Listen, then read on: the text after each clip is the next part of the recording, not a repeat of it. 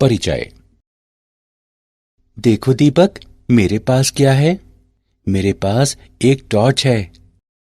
हाँ, ये है, लेकिन मुझे नहीं लगता कि तुम्हारे पास मुझसे बेहतर चीज है। देखो, मेरे पास क्या है? मेरे पास एक लेजर लाइट है। Laser light? वाह, ये तो बहुत आकर्षक लगती है। तुम्हें पता है, मेरे पिता ने मुझे ये मेरे जन्मदिन पर उपहार में दी थी। मेरे पिता ने मुझे बताया कि ये आंखों के लिए बहुत खतरनाक होती है। लेकिन एक प्रकाश हमारी आंखों को किस तरह नुकसान पहुंचा सकता है? वास्तव में यह संकीर्ण आवृत्ति वाला प्रकाश होता है तथा इसका प्रयोग भौतिकी के क्षेत्र में किया जाता है। क्या तुम मुझे इस बारे में और अधिक बता सकते हो? हाँ हाँ, बिल्कुल। बच्चों, इस पाठ में आप विकिरण तथा द्रव्य की द्वैत प्रकृति के बारे में सीखेंगे। उद्देश्य। इस पाठ के अंत में आप निम्न करने में सक्षम हो जाएंगे: इलेक्ट्रॉन उत्सर्जन का वर्णन करना, प्रकाश वैद्युत प्रभाव का वर्णन करना, प्रकाश के तरंग सिद्धांत पर चर्चा करना, आइंस्टीन के प्रकाश वैद्युत समीकरण को स्पष्ट करना, फोटॉन की ऊर्जा ज्ञात करना, प्रकाश की कणीय प्रकृति का वर्णन करना, द्रव्य की तरंग प्रकृति का वर्णन करना, हेजनबर्ग के सिद्धांत का उल्लेख करना, डेविसन तथा जर्मर के प्रयोग का वर्णन करना।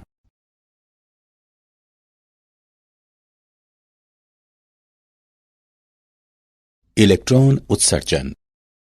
धातुएं कहलाने वाले कुछ ठोसों में बाहरी कक्षाओं में इलेक्ट्रॉन अपने मातृ परमाणु से इतनी शिथिलता पूर्वक बंधे होते हैं कि वे एक परमाणु से अन्य परमाणु में आसानी से जा सकते हैं और ठोस में विचरण कर सकते हैं।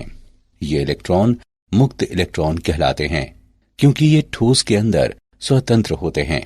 हालांकि ये अपने आप ठोस से बाहर नहीं निकल सकते।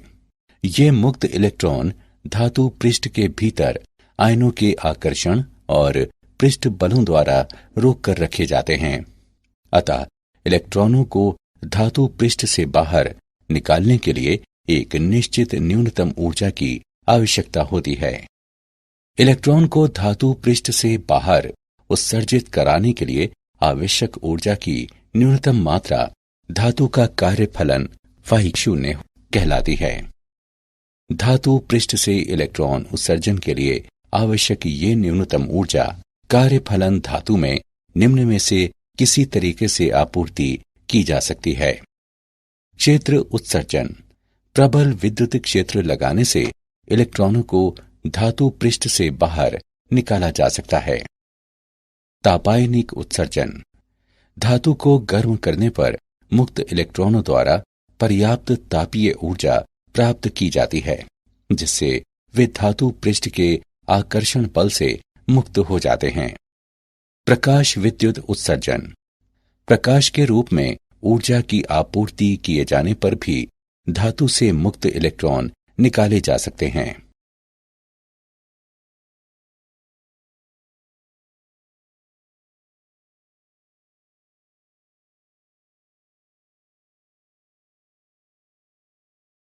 प्रकाश विद्युत प्रभाव। प्रकाश ऊर्जा द्वारा धात्विक पृष्ठ से इलेक्ट्रॉनों का उत्सर्जन प्रकाश विद्युत प्रभाव कहलाता है तथा इस प्रकार उत्सर्जित इलेक्ट्रॉन प्रकाशिक इलेक्ट्रॉन कहलाते हैं। हर्त्ज के प्रेक्षण। स्फुलिंग विसर्जन विधि से विद्युत चुंबकीय तरंगों को उत्पन्न करने वाला एक प्रयोग करते समय हर्त्ज ने प्रेक्षण किया कि कैथोड को किसी आर्क लैंप से पराबैंगनी प्रकाश द्वारा प्रदीप्त करने पर धातु इलेक्ट्रोडों के पार उच्च वोल्टता स्फुलिंग अधिक हो जाता है। हर्त्ज अपने प्रेक्षणों की व्याख्या नहीं कर सका, लेकिन अन्य वैज्ञानिकों ने ये किया। उन्होंने बताया कि धातु की प्लेट से इलेक्ट्रॉनों के उत्सर्जित होने के कारण उच्च आवृत्ति वाले प्रकाश का आपतित होना है। ये प्रकाश विद्युत प्रभाव कहलाया।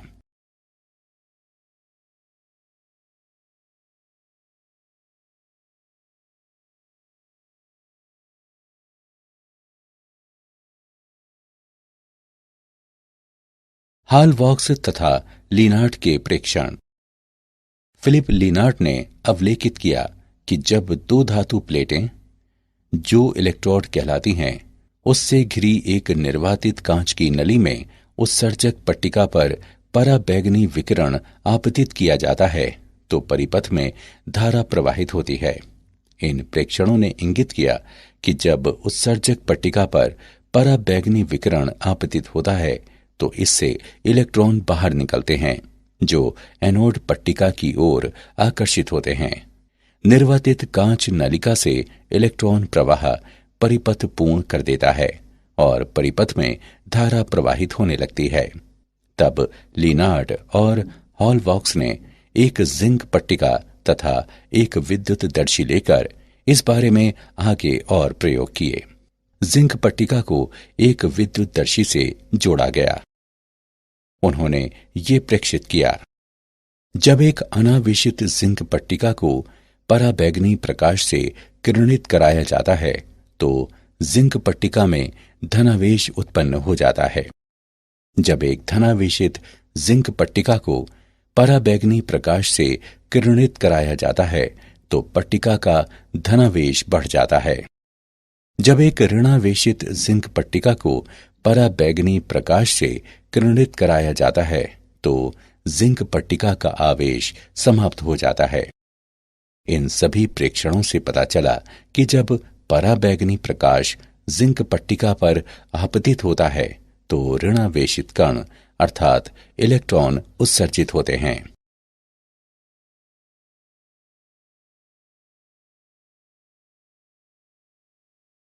प्रकाश विद्युत प्रभाव का प्रायोगिक अध्ययन। उपकरण एवं परिपथ।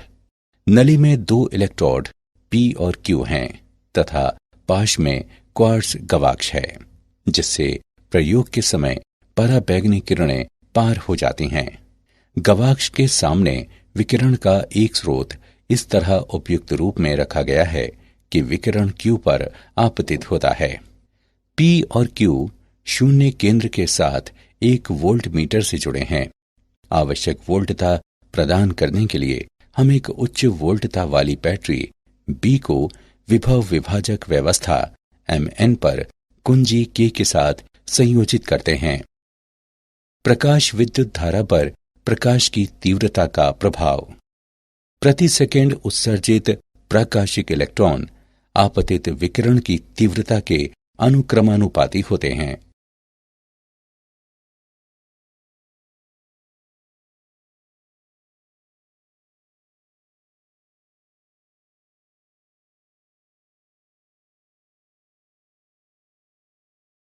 प्रकाश विद्युत धारा पर विभव का प्रभाव। वक्र A आपतित विकिरण की निम्न तीव्रता के लिए और वक्र B आपतित विकिरण की उच्च तीव्रता के लिए है। विभव में वृद्धि के साथ फोटो विद्युतीय धारा में भी बढ़ोतरी होती है। नियत विभव के लिए धारा महत्तम यानी उच्चिष्ट होती है। विभव में वृद्धि के बाद भी धारा में वृद्धि नहीं होती है और ये संतृप्त धारा कहलाता है। माना कि P विभव अब शून्य है। इस चरण में कुछ ऐसे इलेक्ट्रॉनों के कारण अल्प धारा प्रेक्षित की जाती है जो उत्सर्जन के पर्याप्त उच्च वेग के कारण P तक पहुंचते हैं। यद्यपि P पर कोई धनात्मक त्वरक वोल्टता नहीं होती। अब चल संपर्क L को N की ओर खिसकाते हुए P को ऋणात्मक करते हैं। धारा तेजी से गिरती है और -V शून्य विभव के नियतमान पर धारा शून्य हो जाती है तथा प्रकाश विद्युत उत्सर्जन पूर्णतया रुक जाता है। ये वोल्टता V शून्य निरोधी विभव कहलाती है। प्रकाश विद्युत धारा शून्य होती है जब निरोधी विभव अधिकांश ऊर्जित प्रकाशिक इलेक्ट्रॉनों को अधिकतम गतिज ऊर्जा K अधिकतम के साथ प्रतिकर्षित करने के लिए इस प्रकार पर्याप्त होता है कि अधिकतम बराबर ईवी शून्य।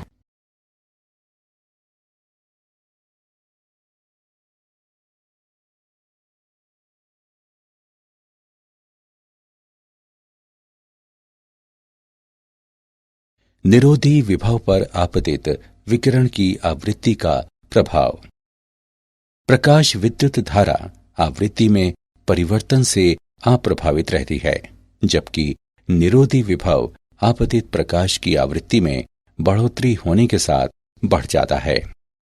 यदि हम आपतित प्रकाश की आवृत्ति यानी V के सापेक्ष निरोधी विभव V शून्य के लिए एक ग्राफ अंकित करें तो ये एक सीधी रेखा के रूप में प्राप्त होता है। यदि आवृत्ति निरंतर घटती रहे तो एक निश्चित आवृत्ति पर निरोधी विभव शून्य हो जाता है। ये आवृत्ति देहली आवृत्ति कहलाती है। अतः देहली आवृत्ति आपतित प्रकाश की वो न्यूनतम आवृत्ति है जिस पर निरोधी विभव या उत्सर्जित इलेक्ट्रॉनों की अधिकतम गतिज ऊर्जा शून्य हो जाती है। यदि आपतित प्रकाश की आवृत्ति देहली आवृत्ति से कम हो जाए तो प्रकाश विद्युत प्रभाव उत्पन्न नहीं होता है।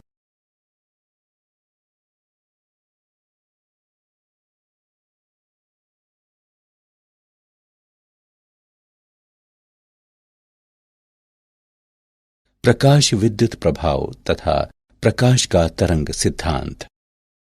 तरंग सिद्धांत के अनुसार प्रकाशिक इलेक्ट्रॉनों की गतिज ऊर्जा आपतित प्रकाश की तीव्रता पर ही निर्भर होनी चाहिए, लेकिन प्रायोगिक प्रेक्षणों के अनुसार प्रकाशिक इलेक्ट्रॉनों की गतिज ऊर्जा आपतित प्रकाश की तीव्रता पर निर्भर नहीं होती। तरंग सिद्धांत के अनुसार किसी भी आवृत्ति का प्रकाश की पर्याप्त तीव्रता होने पर धात्विक पृष्ठ से इलेक्ट्रॉन उत्सर्जित कर सकता है, लेकिन प्रायोगिक प्रेक्षणों के अनुसार देहली आवृत्ति से कम आवृत्ति का प्रकाश इलेक्ट्रॉनों को उत्सर्जित नहीं करा सकता, आपतित प्रकाश की आवृत्ति चाहे जो भी हो। तरंग सिद्धांत के अनुसार प्रकाश तरंगों द्वारा स्थानांतरित ऊर्जा किसी विशेष इलेक्ट्रॉन में नहीं जाती, बल्कि ये एक समान वितरित होती है, जिससे इलेक्ट्रॉनों के उत्सर्जन में कुछ समय लगता है। लेकिन प्रायोगिक प्रेक्षणों के अनुसार धातु पर प्रकाश के आपतित होने के पश्चात इलेक्ट्रॉनों का उत्सर्जन तत्क्षण ही होता है, प्रकाश की तीव्रता चाहे जो भी हो।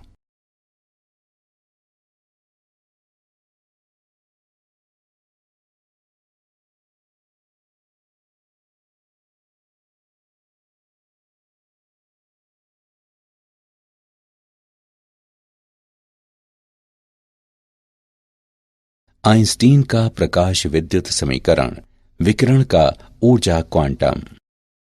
प्रकाश ऊर्जा के छोटे बंडलों के रूप में प्रसारित होता है, जो क्वांटा या फोटॉन कहलाते हैं। प्रत्येक फोटॉन की ऊर्जा h न्यू होती है, जहां न्यू प्रकाश की आवृत्ति तथा h प्लांक का स्थिरांक है। h का मान 6.62 गुणे 10⁻⁻34 जूल सेकेंड होता है। यदि इलेक्ट्रॉन फोटॉन से उससे अधिक मात्रा में ऊर्जा अवशोषित करता है, जितनी ऊर्जा धातु के पृष्ठ से बाहर निकल जाने के लिए आवश्यक होती है फाई शून्य, तो इलेक्ट्रॉन अधिकतम गतिज ऊर्जा से उत्सर्जित होता है। के अधिकतम बराबर h न्यू माइनस फाई शून्य। यह समीकरण आइंस्टीन का प्रकाश विद्युत समीकरण कहलाता है। महत्वपूर्ण बिंदु, धातु के पृष्ठ से इलेक्ट्रॉन के उत्सर्जन के लिए h न्यू फाई शून्य से अधिक है। यह दर्शाता है कि कार्यफलन फाई शून्य जितना अधिक होगा, इलेक्ट्रॉन उत्सर्जित करने के लिए आवश्यक देहली आवृत्ति भी उतनी ही अधिक होगी। उपलब्ध फोटॉनों की संख्या जितनी अधिक होगी, उतनी अधिक संख्या में इलेक्ट्रॉन फोटॉनों से ऊर्जा अवशोषित करेंगे और इस तरह से धातु के पृष्ठ से उत्सर्जित होने वाले इलेक्ट्रॉनों की संख्या भी उतनी ही अधिक होगी। हम जानते हैं कि के अधिकतम बराबर ईवी शून्य और के अधिकतम बराबर एच न्यू माइनस फाई शून्य। इसलिए एच न्यू माइनस फाई शून्य बराबर ई वी शून्य, वी शून्य बराबर एच बटे ई गुणे न्यू माइनस फाई शून्य बटे ई। यदि हम न्यू को एक्स अक्ष पर तथा के अधिकतम को वाई अक्ष पर लेते हुए न्यू और वी शून्य के बीच एक ग्राफ अंकित करें तो ग्राफ एक सीधी रेखा के रूप में होगा, चूंकि समीकरण y बराबर एम एक्स प्लस सी के रूप में है। रेखा m का ढाल बराबर h बटे ई, जो कि एक सार्वत्रिक नियतांक है।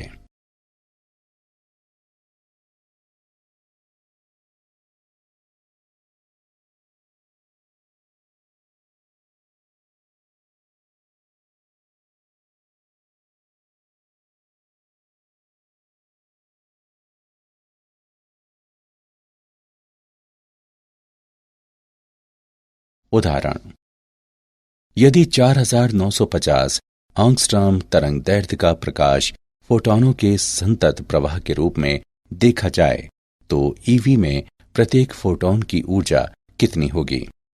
दिया है प्लांक का स्थिरांक h बराबर 6.6 गुणे 10 की घात माइनस 34 जूल प्रति सेकेंड। हल, फोटॉन की ऊर्जा निम्न द्वारा ज्ञात की जा सकती है। E बराबर एच न्यू, E बराबर एच सी बटे लैम्डा, इसे समीकरण 1 माने। C प्रकाश की चाल है जो 3 गुणे 10 की घात 8 मीटर प्रति सेकंड है। समीकरण 1 से E बराबर 6.6 गुणे 10 की घात माइनस 34 गुणे 3 गुणे 10 की घात 8 बटे 4950 गुणे 10 की घात माइनस 10 जूल। हल करने पर हम पाते हैं कि E बराबर 4 गुणे 10 की घात माइनस 19 जूल। इसे EV में व्यक्त किया जा सकता है। E बराबर 4 गुणे 10 की घात माइनस 19 बटे 1.6 गुणे 10 की घात माइनस 19 EV। E बराबर 2.5 EV। प्रकाश की कणीय प्रकृति, फोटॉन। प्रकाश विद्युत प्रभाव आइंस्टीन के प्रकाश के क्वांटम सिद्धांत को समर्थित करता है, जिसके अनुसार द्रव्य से अन्योन्य क्रिया में प्रकाश ऊर्जा के बंडलों की भांति व्यवहार करता है। प्रत्येक बंडल एक फोटॉन कहलाता है। प्रकाश के फोटॉन चित्रण को निम्नानुसार संक्षेपित किया जा सकता है। जब विकिरण द्रव्य से अन्योन्य क्रिया करता है तो ये इस प्रकार व्यवहार करता है जैसे कि ये फोटॉन कहलाने वाले कणों से बना हुआ हो। न्यू आवृत्ति तथा लैम्डा तरंग दैर्ध्य वाले प्रत्येक फोटॉन की ऊर्जा E बराबर एच न्यू बराबर एच सी बटे लैम्डा। फोटॉन का संवेग P बराबर एच न्यू बटे सी बराबर एच बटे लैम्डा, जहां C प्रकाश की चाल है। दी गई आवृत्ति के सभी फोटॉनों की समान ऊर्जा E बराबर एच न्यू होती है। फोटॉन वैद्युतिक रूप से उदासीन होते हैं, इसलिए वे विद्युत तथा चुंबकीय क्षेत्रों द्वारा विक्षेपित नहीं होते। फोटॉन इलेक्ट्रॉन अन्योन्य क्रिया में कुल ऊर्जा एवं कुल संवेग संरक्षित रहते हैं। हालांकि संघट्ट में फोटॉनों की संख्या संरक्षित नहीं की जा सकती, क्योंकि फोटॉन अवशोषित हो सकता है और विभिन्न ऊर्जाओं वाले नए फोटॉन सृजित किए जा सकते हैं, जिससे कुल ऊर्जा नियतांक रह सकती है, जो कि एच न्यू बराबर H new 1 plus H new 2।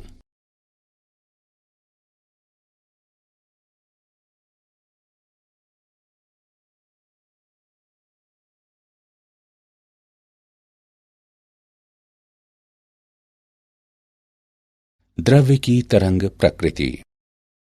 सन 1924 में लुईस दे ब्रॉगली ने प्रस्तावित किया कि पदार्थों के गतिमान कण तरंगों की भांति व्यवहार करते हैं तथा पदार्थों के कणों से संबद्ध तरंग दैर्ध्य को लैम्डा बराबर h बटे p बराबर h बटे mv द्वारा व्यक्त किया जा सकता है, जहां p बराबर mv गतिमान कण का रैखिक संवेग है। ये दे ब्रॉगली परिकल्पना कहलाती है। फोटॉन का संवेग है p बराबर h बटे लैम्डा। ये देता है तरंग दैर्ध्य लैम्डा बराबर h बटे p। इसलिए दे ब्रॉगली ने प्रस्तावित किया, दे ब्रॉगली तरंग दैर्ध्य लैम्डा बराबर h बटे p बराबर h बटे mv। यदि k द्रव्य कणों की गतिज ऊर्जा है तो संवेग p तथा गतिज ऊर्जा k के बीच संबंध निम्नवत होगा।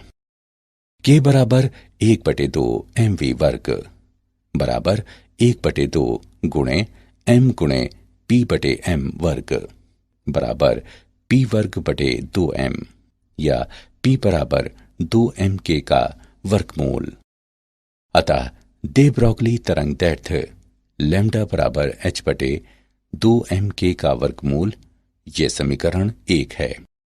यदि v वोल्ट इलेक्ट्रॉन का त्वरक विभव है तो k बराबर ev। समीकरण 1 से लैम्डा बराबर h बटे वर्गमूल 2mev। m, e और h के मानों को प्रतिस्थापित करने पर हम पाते हैं कि लैम्डा बराबर 12.27 बटे v आंगस्ट्रॉम का वर्गमूल।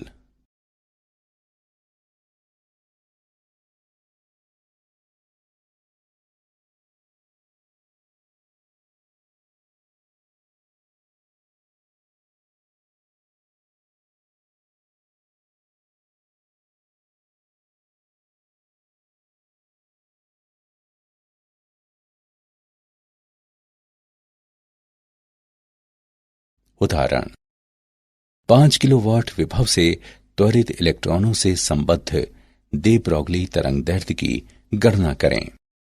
हल दिया है V बराबर 5 किलोवोल्ट बराबर 5000 वोल्ट। नीचे दिए गए सूत्र से हम दे ब्रॉगली तरंगदैर्ध्य ज्ञात कर सकते हैं। लैम्डा बराबर 12.27 बटे v आंगस्ट्रॉम का वर्गमूल। लैम्डा बराबर 12.27 बटे 5000 आंगस्ट्रॉम का वर्गमूल बराबर 0.173 आंगस्ट्रॉम।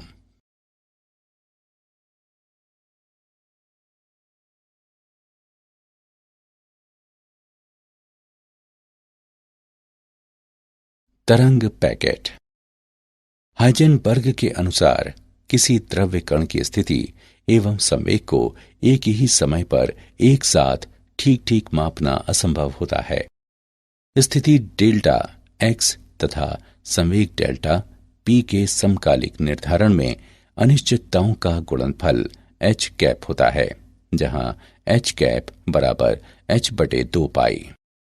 डेल्टा x गुणे डेल्टा p लगभग h कैप होगा। एक निश्चित तरंगदैर्ध्य की तरंग समस्त दिक् स्थान पर विस्तृत हो सकती है, लेकिन तरंग द्वारा निरूपित इलेक्ट्रॉन समस्त दिक् स्थान नहीं घेर सकता। इसलिए मैक्स बॉर्न द्वारा ये सुझाव दिया गया कि एक द्रव्य कण जैसे कि कोई इलेक्ट्रॉन एकल तरंग के समतुल्य नहीं होता, बल्कि ये तरंग पैकेट के समतुल्य होती है, जो अनेक परिवर्तनशील आवृत्तियों वाली तरंगों का अतिव्यापन होता है और परिणामतः एक निश्चित क्षेत्र प्राप्त होता है जहां तरंगें समपोषी व्यतिकरण करती हैं और इस क्षेत्र में कण के होने की प्रायिकता अधिकतम होती है। यह क्षेत्र तरंग पैकेट कहलाता है।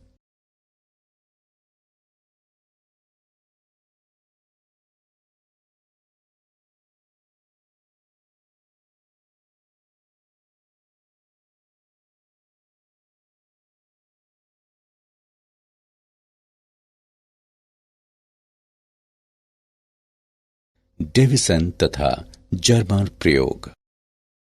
दिए गए चित्र में डेविसन तथा जर्मर के प्रयोग की प्रायोगिक व्यवस्था दर्शाई गई है। किसी उच्च वोल्टता ऊर्जा स्रोत बैटरी द्वारा उपयुक्त विभव बटे उल्टता का प्रयोग करते हुए तंतु द्वारा उत्सर्जित इलेक्ट्रॉनों को ऐच्छिक वेग तक त्वरित किया जाता है।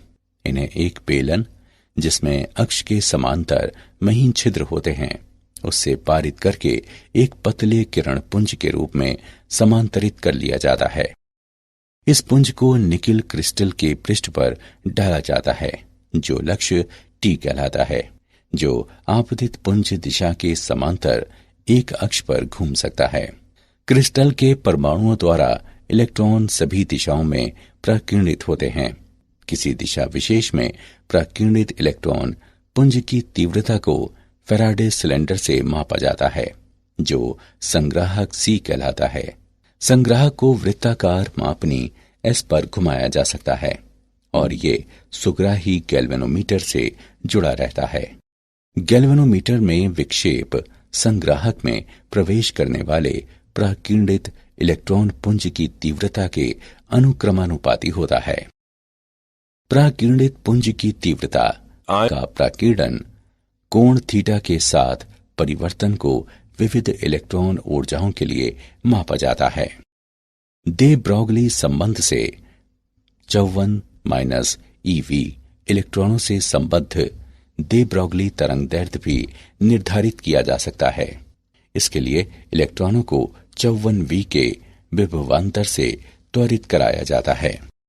लैम्डा बराबर h/p बराबर 1.227/v नैनोमीटर का वर्गमूल बराबर 1.227/54 नैनोमीटर का वर्गमूल बराबर 0.166 नैनोमीटर। इस प्रकार डेविसन जर्मर प्रयोग द्रव्य कणों की तरंग प्रकृति के बारे में दे ब्रॉगली की परिकल्पना का प्रत्यक्ष सत्यापन करता है।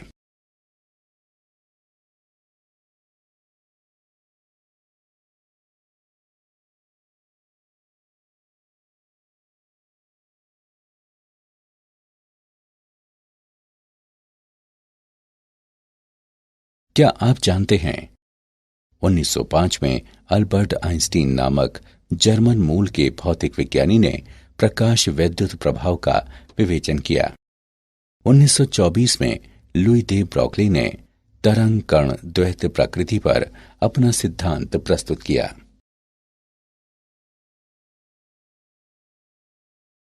सारांश। आइए हमने जो कुछ सीखा है उसे संक्षेप में दोहराएं।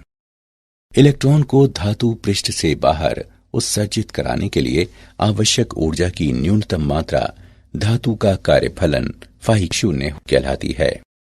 ऊर्जा की आपूर्ति निम्न 3 प्रकार से की जा सकती है: क्षेत्र उत्सर्जन, तापायनिक उत्सर्जन और प्रकाश विद्युत उत्सर्जन।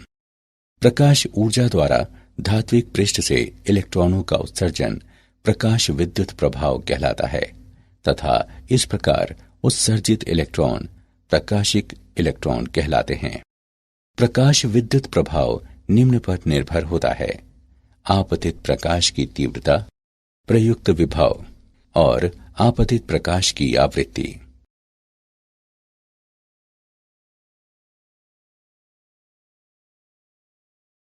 आइंस्टीन का प्रकाश विद्युत समीकरण K अधिकतम बराबर h/nu - phi 0, जहां K अधिकतम गतिज ऊर्जा है, न्यू प्रकाश की आवृत्ति है, phi 0 धात्विक पृष्ठ का कार्यफलन है।